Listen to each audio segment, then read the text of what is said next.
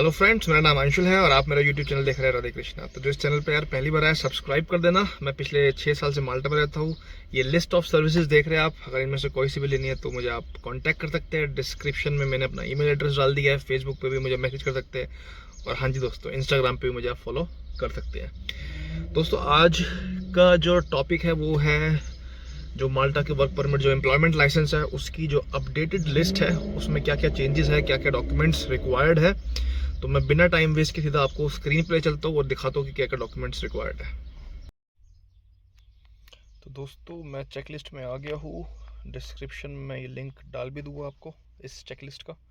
Employment visa 2025 ये आइडेंटिटा के द्वारा जारी की गई है और इसमें लिखा पड़ा है डॉक्यूमेंटेशन क्या क्या रिक्वायर्ड है फॉर एम्प्लॉयमेंट वीज़ा, जो कि वीज़ा मोर देन 90 डेज़ के लिए होता है दोस्तों। तो सेंट्रल वीज़ा यूनिट, सेंट्रल तल वीज़ा, ठीक है जी।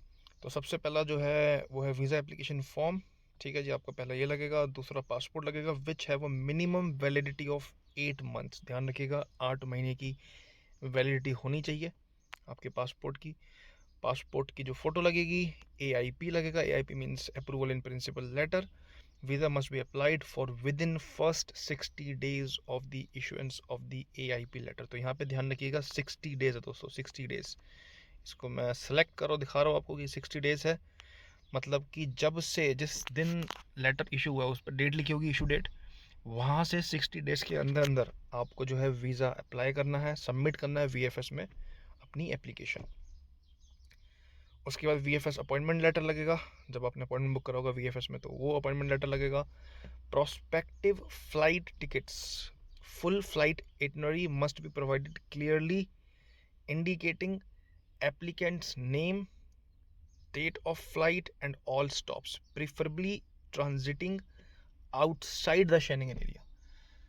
तो कोशिश करिएगा जो आप ट्रांजिट कर रहे हो, जैसे सपोज अगर आप माल्टा से आ रहे हो, माल्टा से इटली की ना करा के माल्टा से दुबई की कराए, ठीक है जी।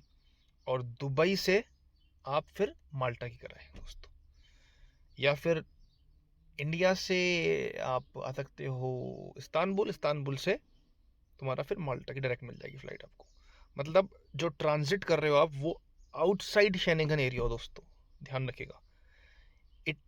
इंडिया से इटली की मत कराइएगा, कोशिश कीजिएगा ना कराए। और कई बार इसका पीछे रीज़न क्या, लॉजिक यही है कि लोग बाग जो है, जो पर्सनस आते हैं वो निकल जाते हैं दूसरी कंट्रीज़ में और माल्टा में नहीं आते। तो बेटर है आप जो कराएंगे वो आउटसाइड शेंगन एरिया की कराए। पॉइंट 7 में medical and travel insurance. Point 6 में बता दूंगा, सब कुछ लिखा हो, डेट ऑफ फ्लाइट, सब कुछ ये सारी इंडिकेटेड हो। अगर आपको इसमें कोई हेल्प चाहिए तो मुझे आप कॉन्टैक्ट कर सकते हैं। पॉइंट 7 में है मेडिकल एंड ट्रैवल इंश्योरेंस, बहुत इंपॉर्टेंट डॉक्यूमेंट है ये भी। मिनिमम एटलीस्ट 30,000 यूरो की कवरेज हो, वैलिड हो शेंगन एरिया के लिए पूरे, और कम से कम 180 दिनों का हो, ध्यान रखिएगा।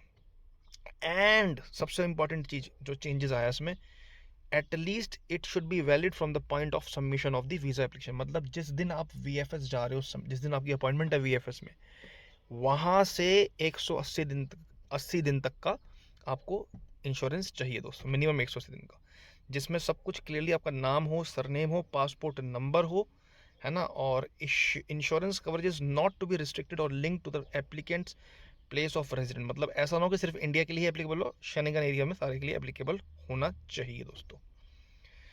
If the insurance policy does not display the information on the certificate of the insurance table, हाँ ये तो खैर लीव दिस पॉइंट। उसके बाद पॉइंट 8 में आ जाएगा प्रूफ ऑफ प्रोस्पेक्टिव अकोमोडेशन दोस्तों, according to the accommodation type. तो प्रूफ ऑफ एकोमोडेशन क्या दोगे, for those cases where the host या एम्प्लॉयर जो है will be providing the applicant with the free accommodation दे रहा है, तो एक डिक्लेरेशन ऑफ प्रूफ लगेगा जो कि होस्ट करेगा, साइन एंड स्टैम्प होगा बाय लोकल नोटराइज के द्वारा। मतलब माल्टीज जो लॉयर्स हैं वो नोटराइज कर सकते हैं। होस्ट की आइडेंटिटी कार्ड लगेगा, मतलब एम्प्लॉयर का, इस ये वो केस है जब एम्प्लॉयर फ्री में अकोमोडेशन प्रोवाइड कर रहा हो, तो ये डॉक्यूमेंट लगेंगे। पहले डिक्लेरेशन ऑफ प्रूफ, उसका ID कार्ड एम्प्लॉयर का। उसके बाद proof of the host links to the residence applicable, the applicant will be accommodate at a secondary address. अगर सेकेंडरी एड्रेस पर कर रहा है एकोमोडेट तो लीज एग्रीमेंट वगैरह लग जाएगी, ठीक है जी। कॉन्ट्रैक्ट ऑफ सेल जो भी है ये लग जाएगा। या फिर for those cases where the applicant will be renting accommodation, तो अगर रेंट कर रहा है अकोमोडेशन तो registered lease agreement, signed by both the parties which stipulates the duration, home address and the name of the applicant and the amount of rent. ये सारी चीज़ें details में, मतलब डिटेल होनी चाहिए उस रेंटल एग्रीमेंट में दोस्तों। और तीसरा केस क्या है, for those cases where the applicant will be staying in a hotel या शॉर्ट टर्म रेंटल रह रहा है, वेकेशन पीरियड रहा है, तो कम से कम लोग बाग पूछते हैं मुझसे पर्सनस की, भाई सर क्या हम होटल बुक करा सकते हैं? तो करा सकते हैं, वो भी कम से कम 14 कंजिक्यूटिव नाइट्स का होना चाहिए। और वो नाइट कब से होनी चाहिए? Start from the date of prospective, जब आप अराइव कर रहे हो माल्टा में, वहाँ से 14 डेज। तो 0.9 अगर लिए एप्लीकेबल है ना, कंप्लीट द स्किल पास, और वो दोनों पार्ट करने पड़ेंगे, सर्टिफिकेट साथ में सबमिट कराना पड़ेगा, और लास्ट में अगर आपने कोई फीस सेटलमेंट कर रखी है तो उसका एक प्रूफ दे दीजिएगा। All documents must be in English होने चाहिए। अगर आपका इंग्लिश में नहीं है कोई डॉक्यूमेंट्स तो वो ट्रांसलेट करा सकते हैं, लिंक दे रखा है एंटर ने। और ये approved list of authorised translators है, यहाँ से आप ट्रांसलेट करा सकते हैं। और ध्यान रखिएगा, it must be insured, bold में लिखा हुआ है, it must be insured that email addresses are correctly written when submitting the visa application, as official communication will be communicated through email. तो जब भी आप अपना वीज़ा एप्लीकेशन फॉर्म भरे तो अपना ईमेल एड्रेस सही से डालिएगा दोस्तों, क्योंकि वही एक इकलौता कम्युनिकेशन वे है जिसके थ्रू आइडेंटिटी आपको, इनकेस अगर आपको बुलाना चाहता है इंटरव्यू के लिए, तो वो ईमेल के थ्रू ही आपको बताएगा।